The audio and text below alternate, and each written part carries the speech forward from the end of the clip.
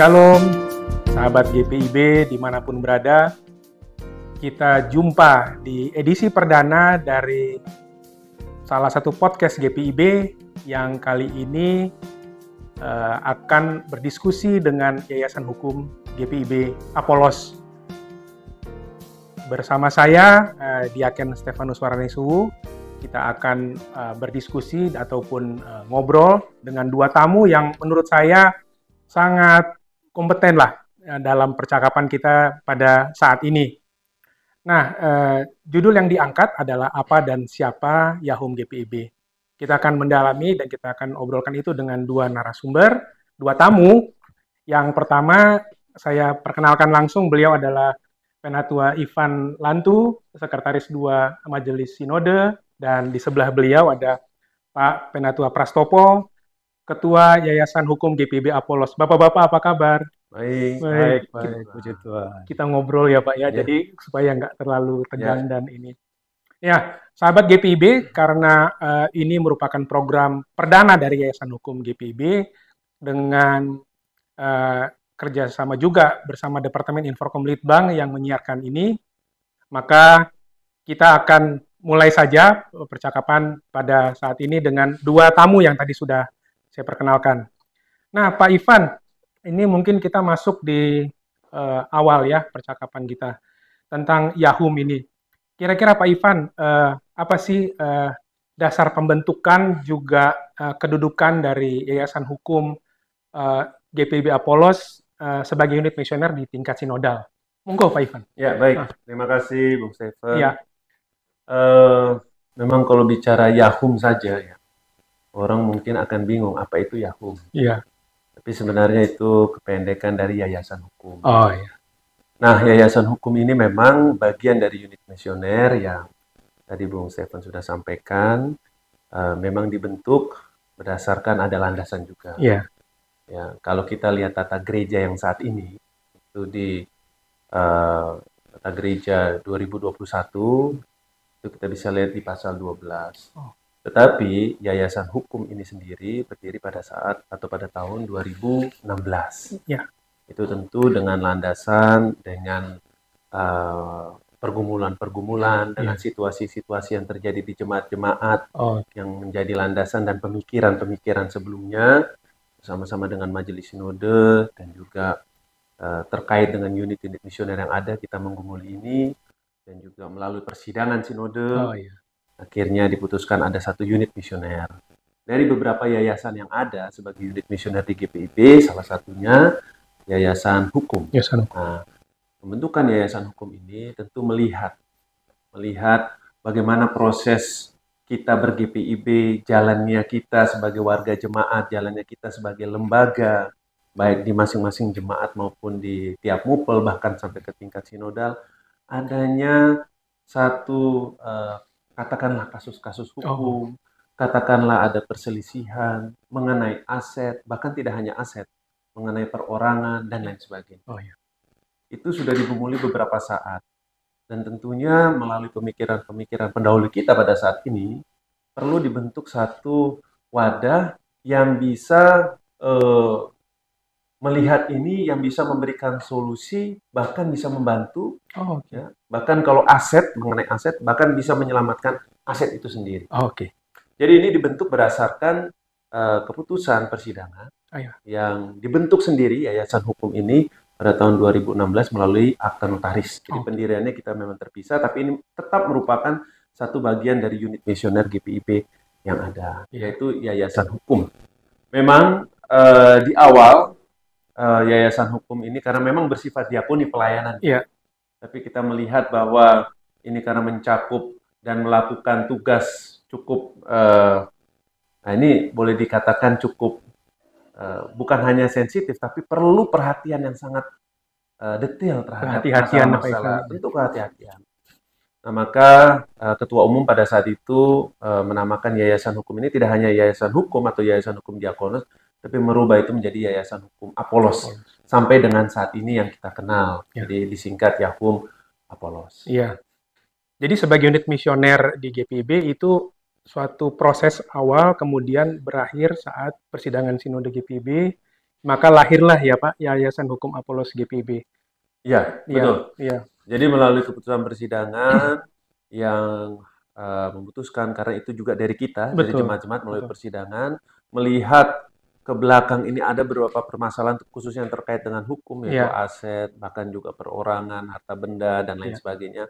Maka perlu di gereja kita itu ada satu yayasan yang bisa mewadahi ini, mencarikan solusi, bahkan memberikan tidak hanya jalan keluar, bahkan menyelamatkan kalau kita bicara aset. Oh iya, betul. Nah, itulah Yayasan Hukum ini dibentuk sebagai bagian dari unit misioner kita. Iya, oke. Nah, Pak Ivan, kalau kita sudah bicara pada tataran sinodal tadi dengan sejarah pembentukannya, nah kalau kita turun lagi ke bawah, bagaimana Majelis Sinode melihat fungsi serta peran MUPEL, peran Yayasan Hukum GPIB, mohon maaf, di MUPEL dan di jemaat, Pak Ivan? Nah, kita lihat begini, Bung Stephen. Jadi, memang kita ada di 25 MUPEL sekarang. Iya.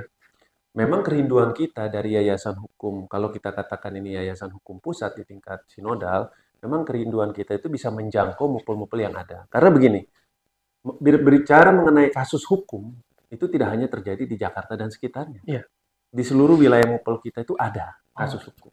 Kasus hukum pun itu macam-macam. Tidak hanya menyangkut aset, tanah, tapi macam-macam. Nah, memang proses ini berjalan. Iya. Proses ini berjalan, sehingga menurut kita perlu satu jangkauan yang lebih kepada teman-teman kita atau saudara-saudara kita di tingkat-tingkat MUPEL yang ada. Iya. Apalagi kalau memang MUPEL itu melaporkan melalui kami atau menginformasikan bahwa memang di MUPELnya ada kasus-kasus hukum yang memang perlu bantuan. Oh, iya. Perlu solusi, perlu pendampingan barangkali supaya kita bisa menjangkau mereka. Nah, tetapi karena memang kasus atau permasalahan hukum ini cukup banyak, maka kita memandang, dan ini dimungkinkan oleh anggaran dasar Yayasan Hukum itu sendiri, yaitu membuka cabang-cabang. Oh iya. Memang kita ada beberapa cabang yang sudah kita bentuk dan sudah kita lantik. Memang belum semua MUPEL. Harapan kami itu di MUPEL-MUPEL ada cabang-cabang dari hukum. Memang dalam koordinasi kita. Kan kita berjalan bersama ya, Sumhodos. Ya, itu tidak terlepas juga dari Yahum kita. Kita juga harus begitu. Iya, betul. Nah, jadi sudah tergambarkan kira-kira ya bagaimana Yahum dari awal, kemudian bagaimana melihat fungsi serta peran di MUPEL dan jemaat. Mungkin kalau misalnya bisa digambarkan, penting ya Pak ya pembentukan ini, artinya penting. Kalau ada hal-hal yang mungkin di daerah kemudian belum terbentuk, tentu dengan keberadaan Yahum ini akan sangat membantu ya tentunya. Begini, ini sangat penting sekali. Karena kalau kita bicara hukum, ini tidak hanya kasus. Saya ambil contoh secara umum saja. Menyelesaikan atau mendampingi satu kasus hukum itu tidak hanya hari ini, besok selesai. Oh iya. Karena ini kita lihat dulu, ada proses. Kita lihat dulu, pelajari dulu. Tidak hanya hari ini, bulan depan selesai. Tentu kami mengharapkan secepat-cepatnya itu supaya selesai. Tapi kan tidak begitu. Ada norma-norma, ada aturan-aturan, ada undang-undang. Bahkan juga bagaimana pergumulan kita di jemaat. Belum keputusan sidang majelis jemaat. Apabila itu dinaungi dalam kebersamaan MUPEL bagaimana. Nah, memang harapannya cepat. Tapi paling tidak dalam kebersamaan kita ingin merangkul semua permasalahan hukum ini bisa kita selesaikan dari kita juga. Dari kita juga, karena ini aset-aset kita kalau bicara aset, atau kasus-kasus hukum yang menyangkut personal barangkali dan lain sebagainya yang kita bisa bantu mengulurkan tangan melalui Yayasan Hukum. Iya, baik. Oke, sekarang saya berpindah nih Pak Ivan ke Pak Prastopo sebagai Ketua Yayasan Hukum GPIB Apolos. Pak Pras, boleh saya panggil Pak Pras ya? Ya. Supaya lebih santai lah kita ngobrol. Kira-kira bidang apa saja Pak yang ada di Yahum? Mungkin ditambahkan juga informasi terkait tugas dan fungsinya, Pak. Monggo, Pak. Ya, terima kasih, Pak Stephen. Iya. Jadi Yahum itu semula karena pengorganisasiannya sangat terbatas orangnya. Jadi semula kami secara di atas kertas ada bidang, tetapi nggak ada orangnya, begitu ya. Tapi sekarang dilengkapi oleh MS. Sekarang kami punya seluruhnya, pengurus Yahum itu ada 20 sekarang. Siap. Jadi akhirnya sekarang sudah terisi antara lain bidang litigasi, bidang non-litigasi, kemudian ada bidang litbang, ada bidang pendidikan dan pengawasan internal. Iya. Jadi ada juga bidang yang mencoba diaktifkan untuk membantu operasional Yahum, yaitu pencarian dana. Jadi bidang dana jaya. Nah, yang bagusnya lagi di Yahum ini, walaupun dia yayasan hukum, tapi di dalamnya ada bidang teologi. Wah, mantap ya. Mantap itu. Jadi ada pendeta di situ. Pendeta. Oh iya. Nah, jadi ini rupanya MS ini sudah paham betul bahwa kalau orang di luar sana kan ngomong, sarjana hukum kumpul 2 orang, pendapatnya 5, gitu kan. Jadi MS sadar bahwa orang hukum harus dikawal, jadi disiapkanlah bidang teologi. Jadi pendeta yang ada di dalam organisasi Yahum, walaupun bukan orang hukum, jadi dia memberikan, beliau memberikan masukan-masukan agar kita tidak memikirkan hukum secara sekuler saja, tetapi juga berpikir bagaimana solusi itu juga membawa nama baik Tuhan gitu. Wah, ini hebat ini ya.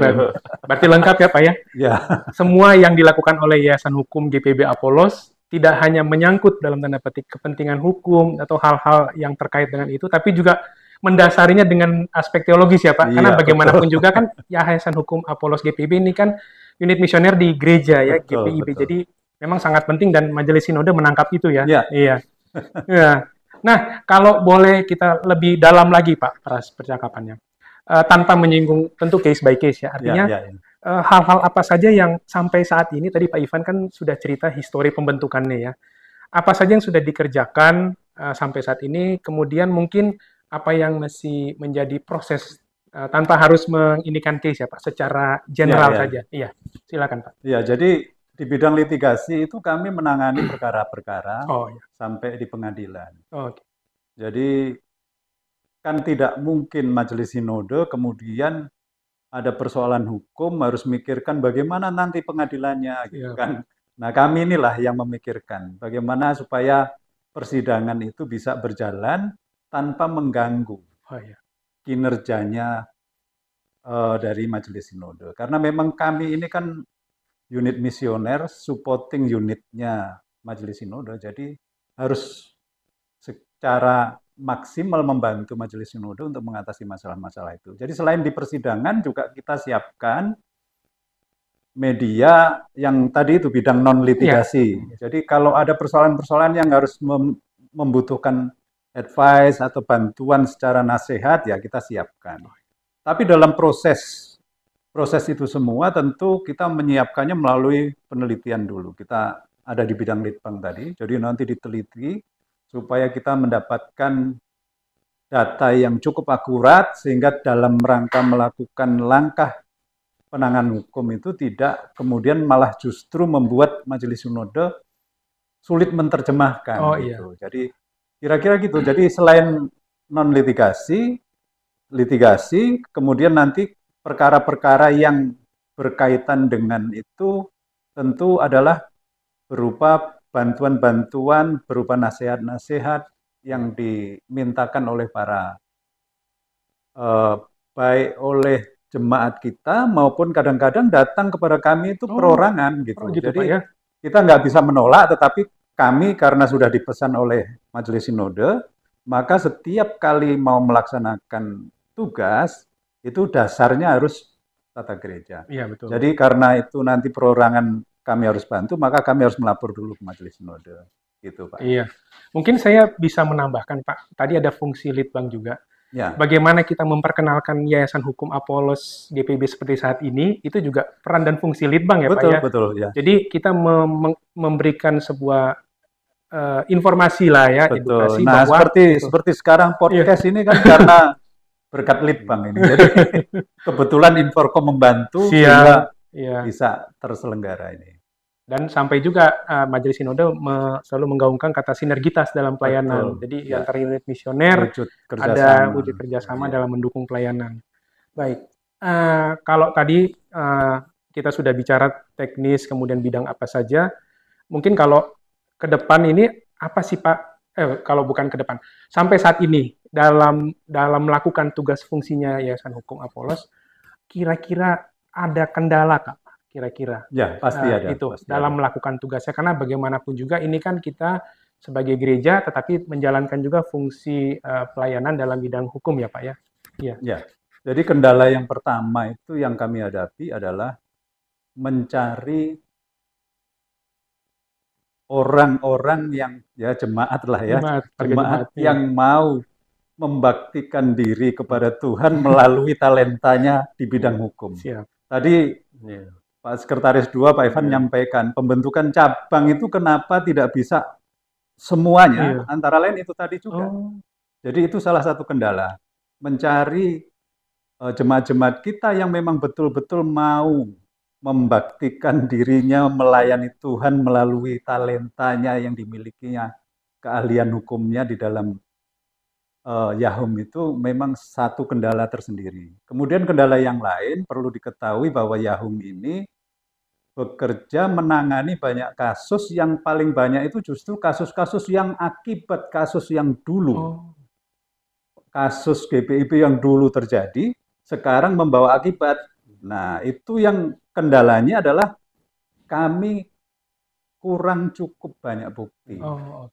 Karena sistem pengarsipan dulu itu sangat lemah kita. Jadi sekarang ini dibenahi oleh Majelis Sinode agar pengarsipan itu dimaksimalkan supaya kemudian kita bisa menangani perkara-perkara itu dengan lebih maksimal.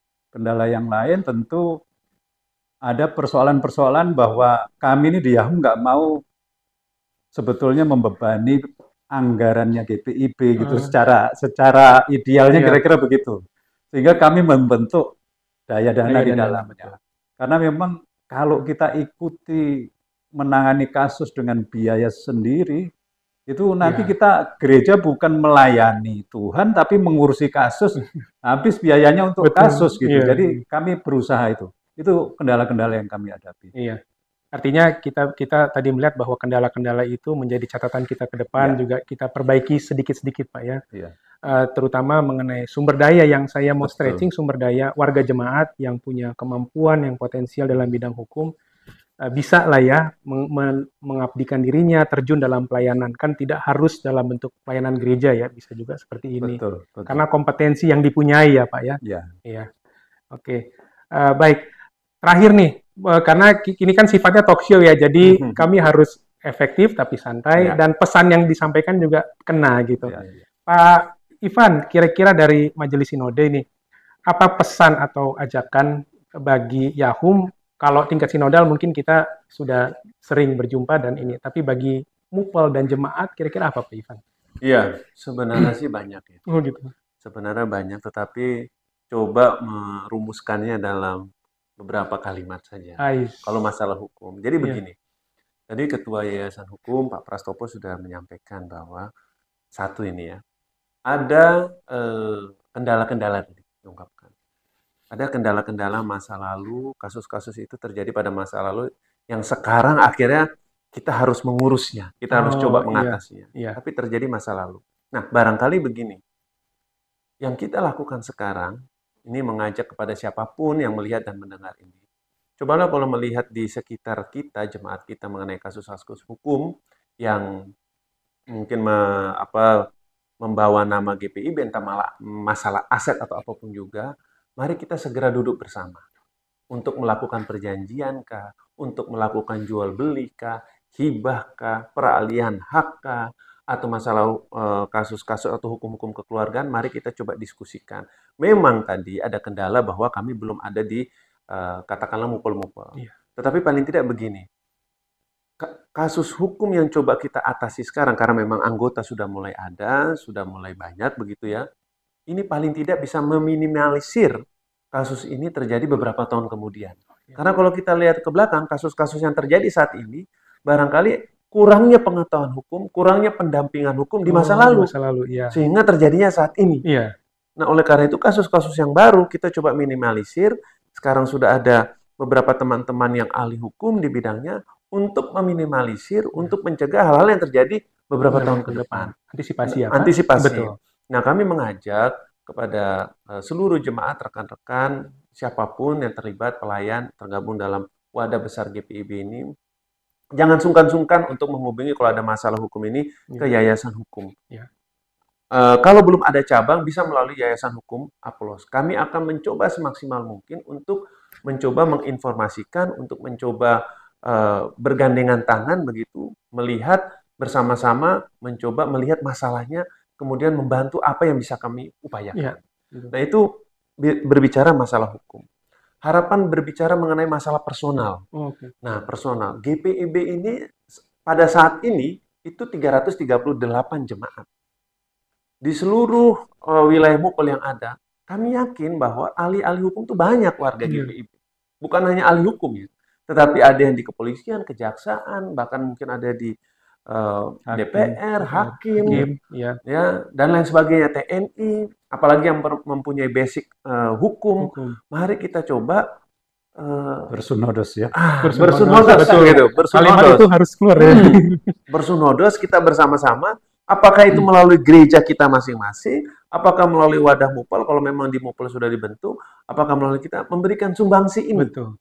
Karena ternyata tidak menutup mata, ada kasus-kasus yang terjadi memang di kasus-kasus hukum yang terjadi di sekitar kita. Nah, sumber daya GPIB kami yakin banyak kok. Banyak. Sekarang permasalahan tadi diungkap, boleh dong kita ungkapkan lagi, ada bagaimana kita coba memberi diri kita untuk gereja kita. Ya, jangan takut kehilangan berkat kalau untuk pelayanan. Jadi mari kita coba memberikan diri keahlian kita dalam bersunhodos ini. Nah, itu paling tidak yang bisa kita sampaikan, harapannya memang seperti itu supaya Yayasan Hukum ini tetap ada, kita bersama-sama. Kita juga tidak bisa bekerja sendiri ya. Ada unit-unit misioner yang membantu, mendukung, personal itu sudah pasti.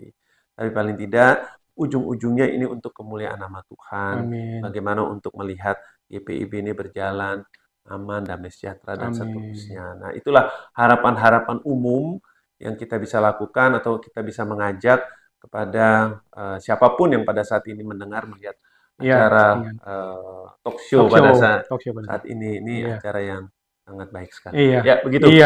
Terima kasih Pak Ivan. Mungkin Pak Pras ada yang mau ditambahkan sebelum ditutup atau boleh? Silakan. Jadi begini, kita bergereja, kita tahu pimpinan di setiap jemaat itu pendeta. Sementara pendeta bukan sarjana hukum. Jadi wajar kalau kemudian ada persoalan-persoalan hukum yang terjadi. Nah, karena itu bagaimana seperti yang dipesankan oleh Bapak Sekretaris II tadi itu ditangkap oleh teman-teman jemaat yang mempunyai talenta hukum, mari jangan diam saja. Mari kita atasi bersama permasalahan itu, bahkan yang lebih baik seperti yang dikatakan tadi, kita cegah dulu. Nah, Yayasan Hukum Apolos sangat-sangat terbuka untuk jemaat kita. Kalau memang ada persoalan-persoalan, mari kita diskusikan bersama. Baru saja tadi kami kedatangan tamu dari jemaat. Jadi itu salah satu contoh bahwa daripada kita harus bergumul dengan hukum sementara kita nggak tahu masalah hukum, ya lebih baik ini salurannya sudah ada, kita salurkan di saluran yang benar begitu. Semuanya untuk melayani Tuhan gitu. Itu saja mungkin tambahan dari saya. Iya, baik. Sahabat GPIB dimanapun berada, kita sudah ngobrol, diskusi tentang Yayasan Hukum GPIB Apolos.